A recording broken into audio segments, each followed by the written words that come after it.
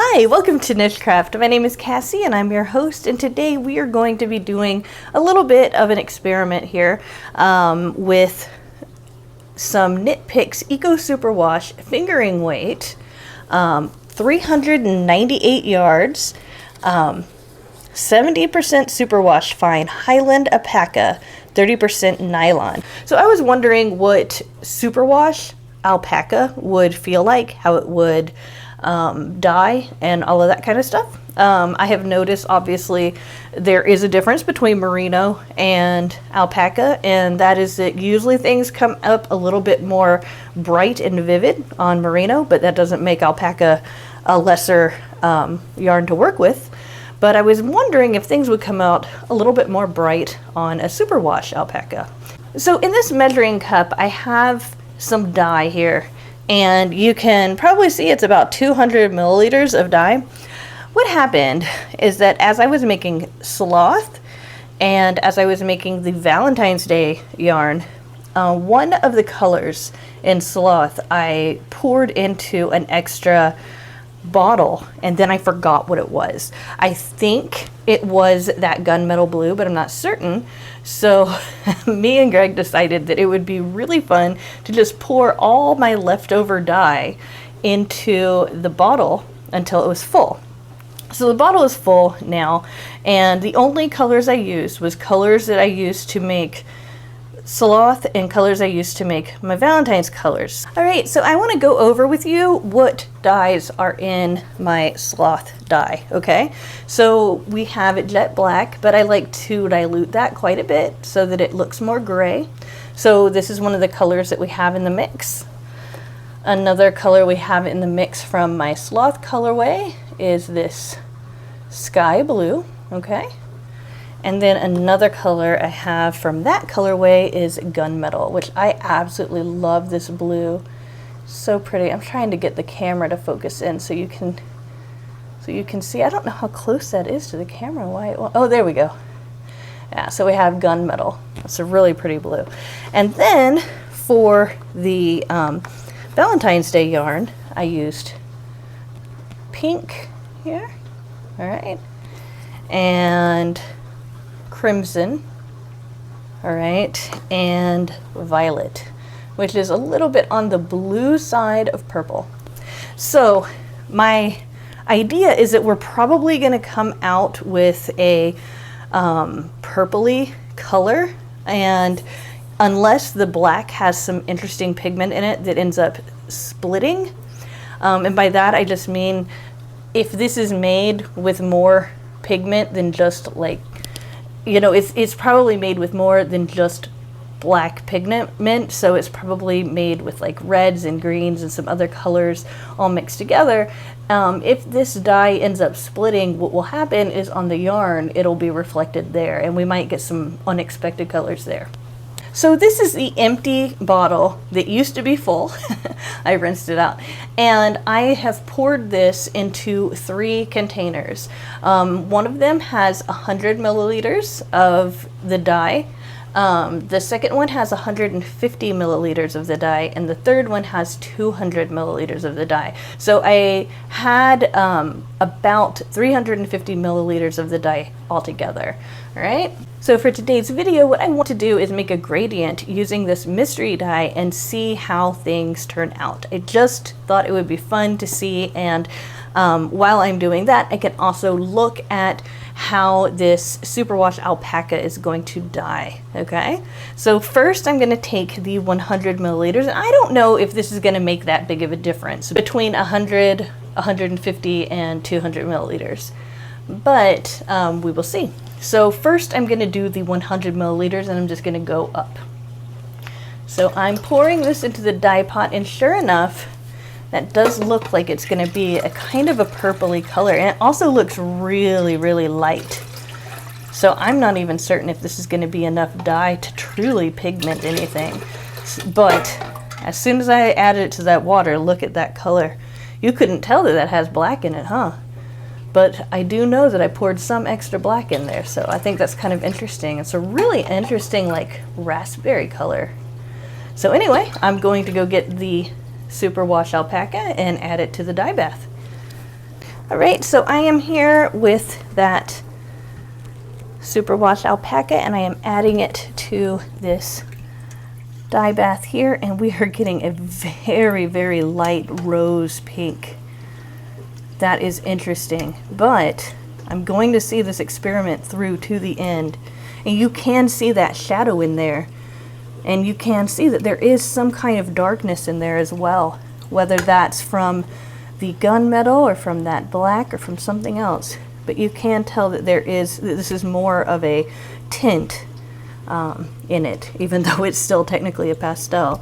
So this is going to be really interesting.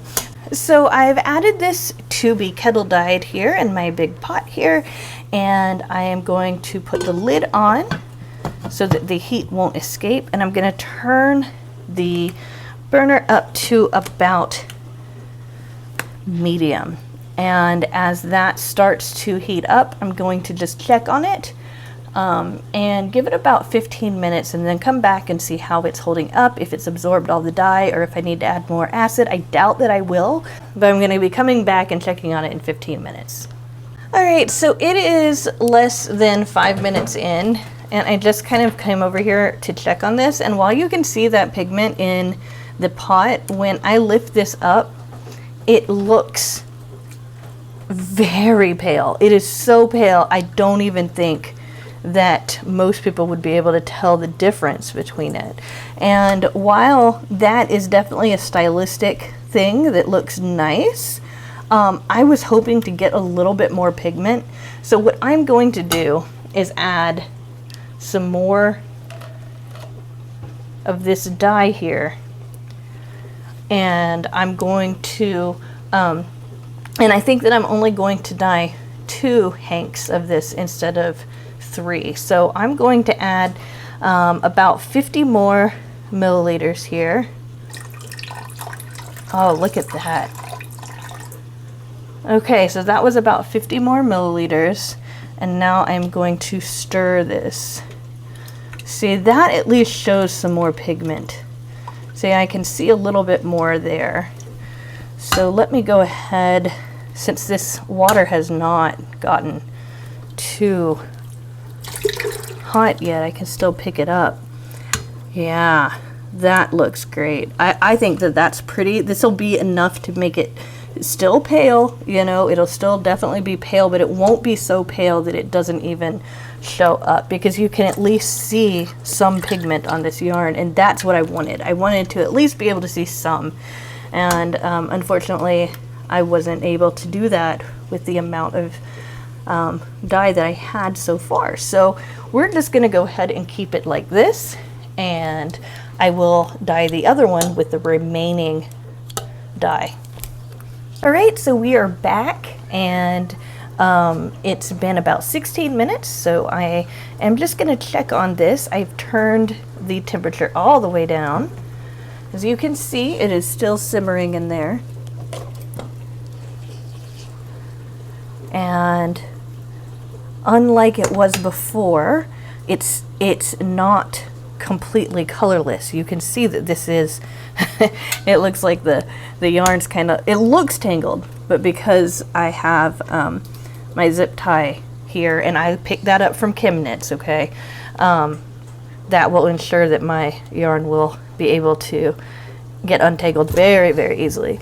But as you can tell, just gonna go ahead and drop it back in here. The water has completely cleared, and this is a really pretty pastel purpley color, which is what I figured it would be. I really like this. I think it's really pretty, and I think it's going to be really interesting to see what more dye is going to look like when I do the other hank. So I'm really excited to set that up. I will see you once I have everything set up to make that second yarn. All right, so I have the exact same setup, which is 8 cups of water with almost 2 tablespoons of vinegar. And now I'm going to add more dye, only this time I'm adding a whole lot more than I did before. So in goes that dye. It looks very similar to the first. I don't know if we're going to get color variation that that much darker, but let's hope we can see some difference, and if not, then hey, that's okay too. Now I have my yarn here that I am adding. I did pre-soak this, just like the other one, in some water and vinegar, just so it would sink, but I wrung out most of that water when I got it out. Okay, so I'm just kind of stirring it in here so every single strand has an opportunity to get saturated with that color. I want to make sure that there aren't any white patches, although sometimes that's just the way things happen when you're hand dyeing yarn, but usually kettle dyeing can at least include a more solid color. So I do see just right off the bat that this looks like it's going to be darker, but by how much, I don't know. I really love this initial color, the way it looks, like with that berry color. I think that looks really nice. Just like the last time, this is cold. I have not turned on the burner yet, although the burner is probably still warm from the last one that I made, so it'll take a little less time to heat up.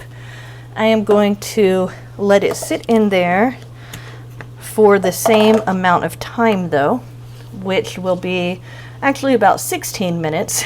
So I'm going to put on this lid. I've turned it on to medium, and I'm setting the timer right now, and I will see you when this one's done and we will compare them. All right, so our second skein of yarn, or hank of yarn, has, oh, it's boiling in there. Okay.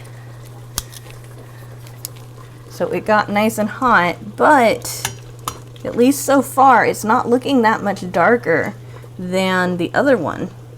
But you can see that the water has run completely clear, and it looks like there's some tonal variation to this kettle dye, because I see it's like kind of darker in these places, but then it's like lighter in other places, and it might be the light, I don't know. But we are going to get to compare these two yarns pretty quickly, so let's go do that. Wow, guys, I don't know about you, but I can definitely tell a difference. It is a subtle difference, but this one is definitely darker than this one, and I cannot wait to see what this looks like once I wash it and spin dry it. So wow, guys, there is definitely a detectable difference between these two hanks of yarn. This one is the lighter one, obviously. Yeah, and this one is a darker one. So the colors, I would say that this is still a purple. Although I noticed as it was drying, and I'll zoom in for you guys so you guys can see, that it does kind of look like that indigo that you would see on denim. So remember how I said that I was wondering if there was going to be any splitting in the colors? You can kind of see when you look really, really close that there are little dots here and there of where there's bluer pigment. Now you have to look at it really close to see it. You might be able to see that one right there. I think that indicates that some of this dye kind of left behind these very subtle speckles. So subtle though that most people will not notice them, especially in a finished project.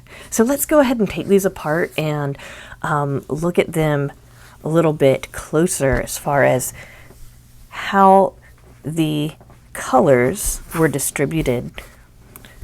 So we've got the light one on top and the darker one on bottom. And again, it is enough to see the difference, definitely. So as you can see on this one, and it's only in certain lights, and I've got some lighting here on the table so that you can see really well, but there are some areas of this that look more and less purple, but in general this is purple, you know. So let's go ahead and zoom in with it unhanked, and you can see some of those little spots on here a little bit better when it's unhanked like this.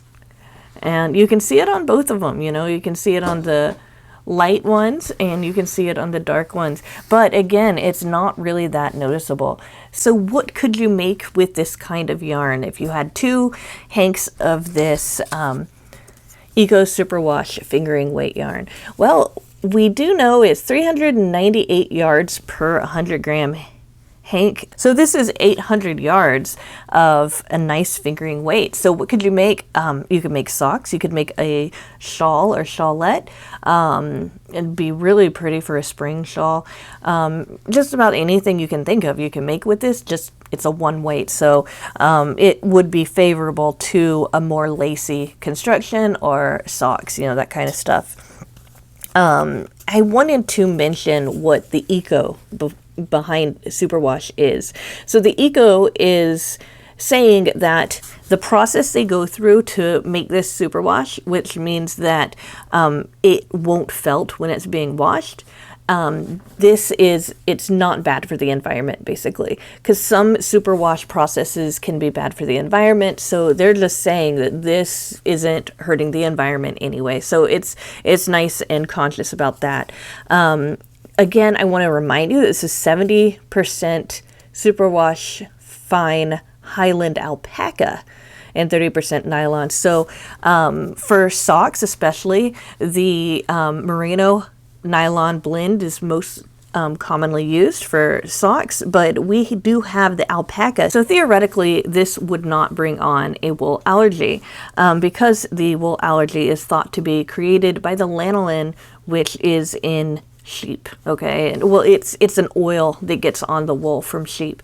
So I just wanted to kind of mention that. So for someone who doesn't want to work with something that gives them an allergy, alpaca might be a good wool alternative. It's definitely not scratchy in any way. I wouldn't say that at all. It's very, very soft. It is a little bit more prone to shedding. You can kind of see maybe a little bit, I wouldn't call it a halo, but just kind of stray hairs here and there. I think that's going to be true of any animal fibers. So if you want to get your own bare wool to dye the way that I dyed mine, you don't have to use the acid dyes that I use. You can use food coloring. And if you want to get some bare yarn to practice with and all of that, you can get that from Knit Picks, and I'll have a link in the description where you can purchase that. But anyway, what in the world should I do with this yarn? So originally I was thinking, man, I'd really like to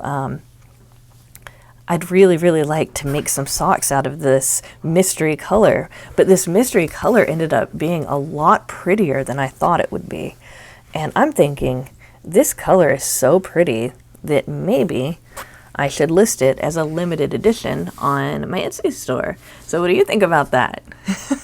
So what I'm going to do is, yes, I am going to list it on my Etsy store, and I would normally sell this for about $25 each, maybe even more, given that it's the Eco Superwash, because it's, you know, just the base itself is a little bit more expensive than normally. But I think that I'm going to sell this on my Etsy store for $42 for the set. And I'm going to call it Indigo, Light and Dark, and I'll include a link to the listing for this item in the video when it updates. But, you know, you're going to have to be quick if you want to get your hands on this, because I'm sure there's going to be a lot of people who would like these beautiful hanks of Eco Superwash alpaca wool. That said, thank you so much for watching my video to the end. I hope you enjoyed watching me do this dyeing experiment. I'm really happy with the results, and I'd love to do more experiments like this in the future. If you enjoyed this video, make sure to give it a like and a thumbs up. And if you like yarny content, I don't just do dye videos. I also like to open yarn mystery boxes every Monday, and I do crochet tutorials. I do book flip throughs, all sorts of things you can think of I do on this channel.